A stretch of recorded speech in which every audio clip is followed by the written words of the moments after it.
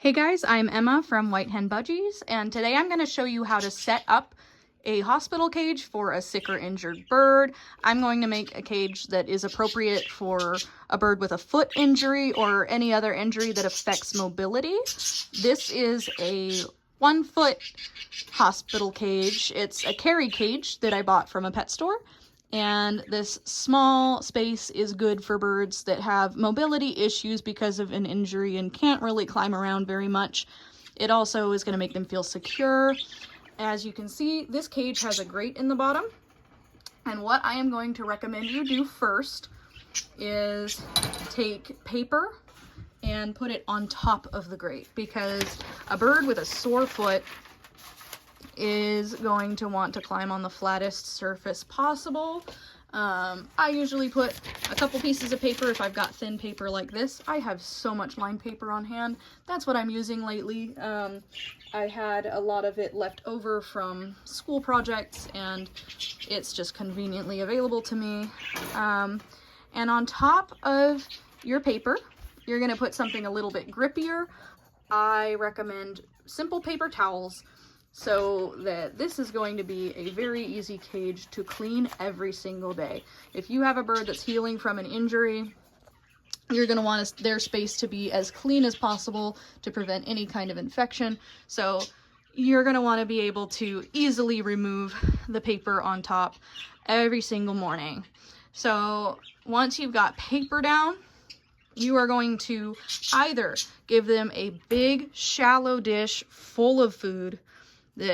This is the one I use, and it's very easy to just take this out and clean it, or take it out to clean the paper without spilling everywhere.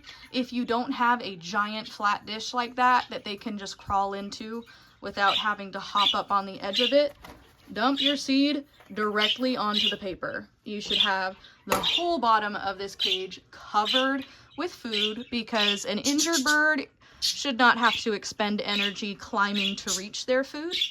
And that said, you should give them something very, very calorie dense like millet to have available all the time, because every single bite should be worth as much as you possibly can make it for a bird who's struggling to eat. So I would recommend to cover the entire bottom of the cage with seed and millet and lovely food.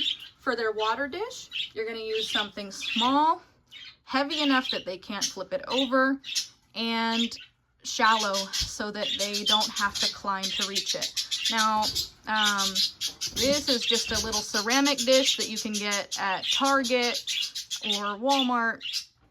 I would set this in a corner somewhere where it's going to be relatively out of the way so they have some room to crawl around, and that is going to be easy to reach and accessible. Now, I'm not going to take this perch down for the purpose of this video because I like that perch being there for use as a carrier cage, but if I had a bird with a foot injury, I would take this down and I would put it as close to the ground as possible. And in fact, just to demonstrate, I have a little dowel perch.